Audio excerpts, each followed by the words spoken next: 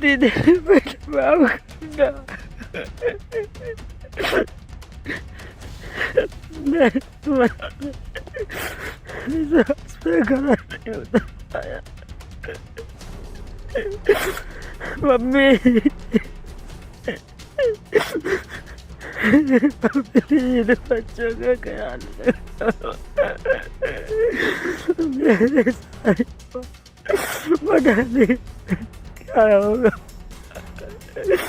मैं आपके इस खाते में समझ रहा काश मैं इसमें निपुण हो पाता।